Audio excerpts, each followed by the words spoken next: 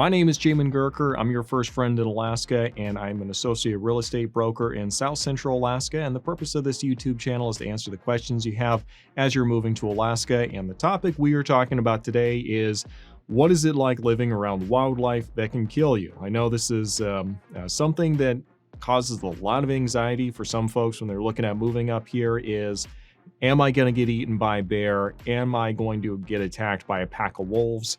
All this good stuff that I know a lot of people are concerned about. So we'll go ahead and get into that in just a little bit here. Before we get started though, give this video 2 big thumbs up, subscribe, comment down below, do all that good stuff, and let's go and jump into today's video. So what we're going to be doing in today's video is really breaking down each one of the animals that we'll be talking about and kind of showing you what it's like with this specific animal and giving you insights as to, how dangerous this animal actually is, and seeing if it is what you can do to try to minimize it. So the first one that we're going to get started with is the moose. Okay, well, the moose. Moose are probably one of, if not the most dangerous animal in Alaska. Usually they're pretty docile, but once they get angry for whatever reason, like, they turn into a completely different animal. They look pretty innocuous. They've just got those long horse-like faces and everything, and they usually pretty calm. Like, you can usually just go and stand within I don't know, 20 feet or something like that, and they're just not even phased. Like, they're an absolute unit. Most of them are 6 feet plus at the shoulders, and they've got those really long, powerful legs, which they look almost goofy when you're seeing them, but those legs give them the ability to run at a ridiculously fast pace in really deep snow. And also those hooves are very, very sharp. The tips of them, they've got those almost spikes at the end of them, where if they have decided you're a problem, they will trample you to death. Okay, and they'll probably gouge you to death with those hooves as well. It's not really the horns or the antlers I'm worried about when it comes to moose and what's dangerous. It's more about them trampling you to death and getting after you with those really sharp hoofs. Now, how dangerous are they? How often? You're probably not going to be running into a whole lot of moose in that situation, as long as everyone in your area is not being an idiot and making them upset or angry for whatever reason. This is really something we'll run into with some tourists. It's not all of them, but some of them, they're from these environments where nothing can really hurt them, and so they just assume everything's a joke out there, and they just mess with the wildlife, and they think it's fun to get this moose really angry.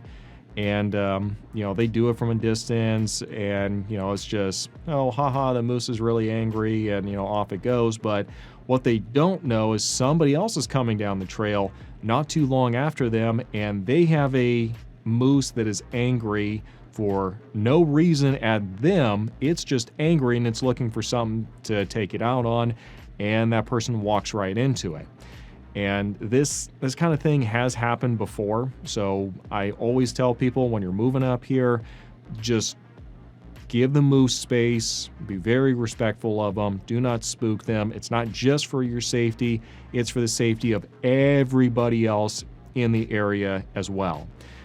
Additionally, when it comes to moose, not only do you want to give it respect and all that, you also need to be very watchful of it, because one threat I haven't really talked about with moose before is actually more for drivers than anything else. You run into more moose in Alaska than you run into just about any other wildlife, and it's especially dangerous for people who are driving kind of more of the sedan, lower to the ground vehicles, because what happens is you've got those long legs. I don't care how much stronger that moose is. If I'm running at it and I've got the Prius and I'm going, I don't know, 45, 65 miles an hour, I hit those legs, it's going to get flipped over, and unfortunately, it's flipping over right on top of me in the car.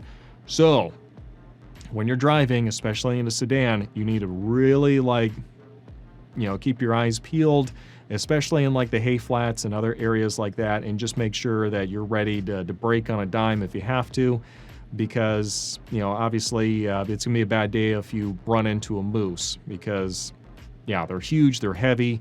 Imagine what the force of a horse falling on your car is, and that's how much impact a moose can have. So that's animal number one, moose.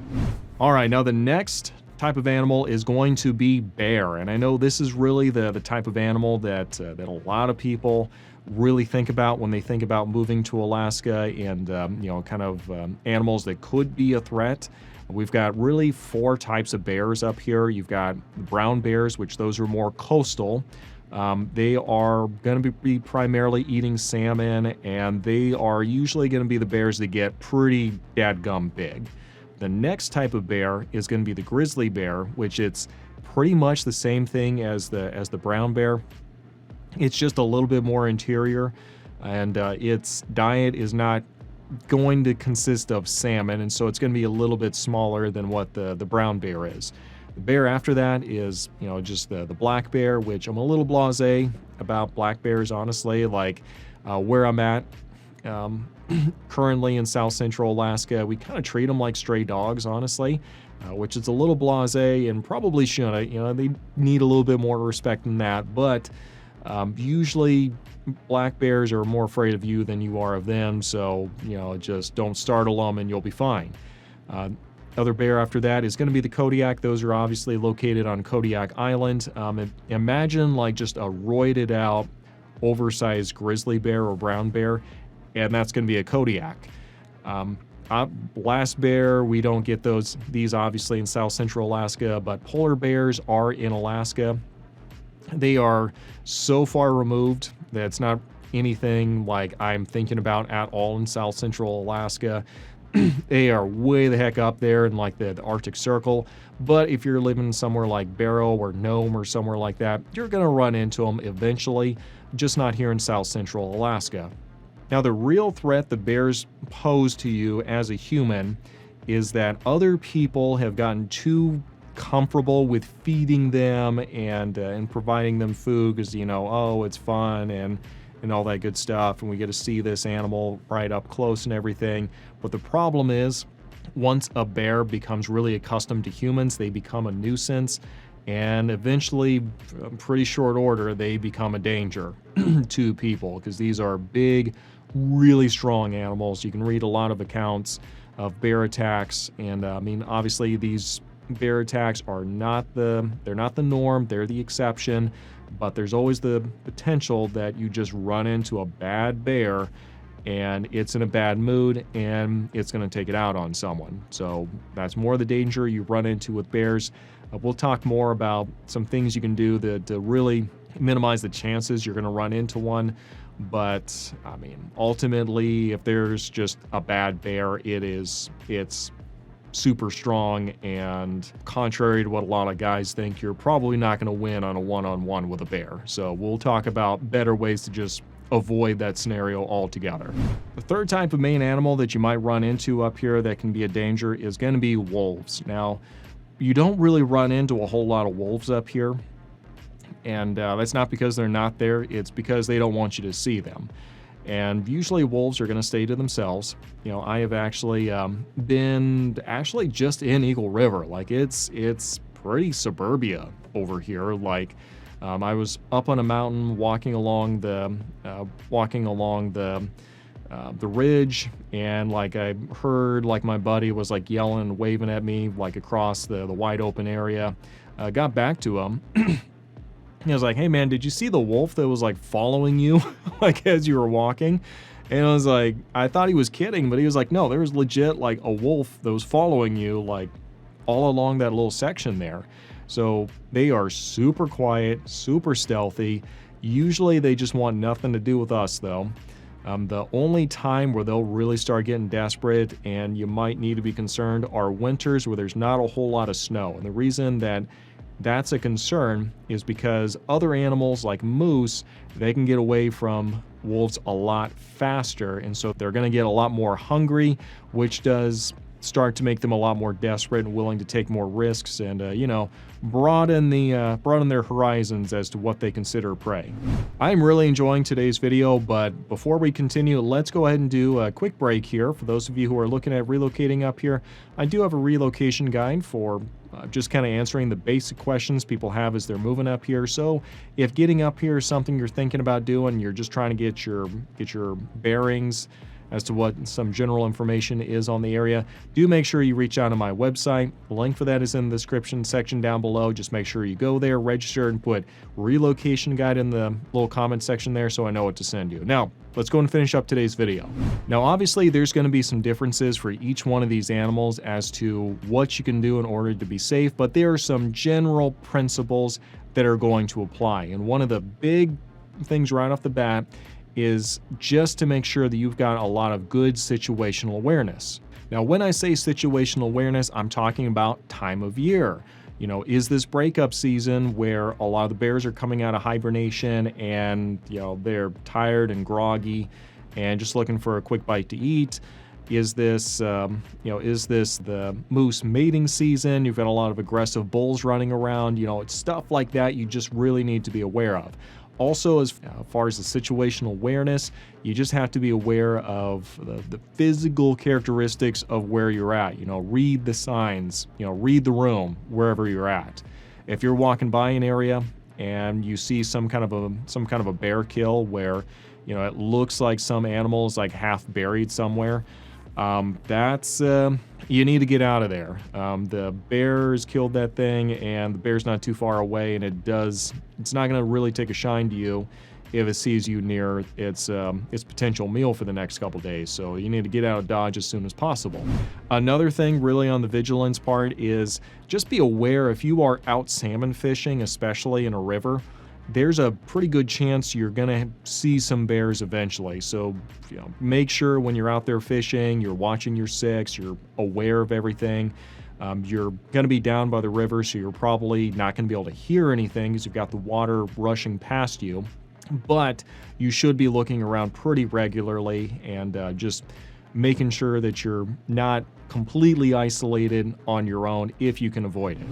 The next tip I'm going to give you is to make sure you are packing. Now, when I say packing, I'm not necessarily talking about a firearm because most of these animals that we're talking about, moose and all the different types of bear, they are big enough where you could land like the perfect shot like by some miracle, and technically it's dead, but it's got enough adrenaline to just keep going and mess you up. So I don't necessarily recommend packing a firearm. If you do, I recommend you do it in addition to bringing pepper spray. Now, the reason I say bring pepper spray is a better thing than bringing a firearm is because when you have pepper spray and you hit an animal with that pepper spray right to the face, it is going to have some involuntary bodily reactions it cannot control. Okay, it's not going to be able to just have so much adrenaline that it's going to be able to just charge right through and get to you. That's ultimately what it's wanting to do. Now, it is going to shut down, and it is going to be down for the count for 5 minutes, and you better make those 5 minutes count because it's going to be a little pissed once it comes to. If you want to pack a firearm in addition to pepper spray, feel free to do so. That's probably the safest thing to do. But my first thing I would go to would be the pepper spray if I'm in that kind of a situation, and just slowly backing up, being calm and everything is not going to do the trick. If it is charging me and this is going to happen, I'd rather have pepper spray than a firearm. Real quick on that thought, whether you have pepper spray or you have a firearm, make sure it's actually accessible. Once you're out hiking somewhere, you've got, let's just say you're backpacking, you've got like a ton of gear, like 30, 40, 50 pounds worth of gear on your back, and you're just moving along. You got a lot of stuff. You might not think about like pepper spray and like the firearm anymore, but obviously if something does happen, you're not going to have time to go rummaging through your entire pack. Like, that stuff needs to be easily accessible. So yeah, if you're going to bring it, make sure it's where you can actually use it. All right, this tip really should be, I feel like it should just be kind of common sense, but if you're concerned about wildlife, make sure that you go with friends and you make lots of noise when you're going out there. And also keep in mind, you have to watch like the specific topography for wherever it is that you're walking. If you are walking around a corner and like it's really wooded here, it's like a mountain, I don't know, mountain cliff or a big rock or something, you're talking really loud here. By the time you get around here, like just assume if there is something on the other side of this, it can't hear you from when you're right here. Okay, it can't. So you have to make sure you are as loud as possible, and when you're coming around corners and stuff like that, or you're coming up out of gullies and everything, that you're being extra aware, because your opportunity to run into something and it just has no clue you were there and it's startled, way higher there than any other time. So just that kind of goes into just being aware of your surroundings. All right, last but not least, trash day.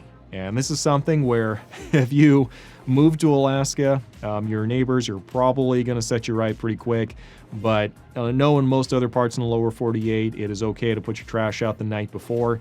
That is definitely not what we do up here. We put it out the morning of, just because if you put it out in the out on the curb, you put your trash out there on the curb, that's going to give all the critters a full evening to just go rummaging through everything and make a complete mess of it and attract more bears and wildlife to the area. And as we've talked before, we don't want them to get too comfortable with humans, because then they become a nuisance and then potentially they become a danger. So do everyone a favor and just make sure you put your trash out the morning of instead of the night before.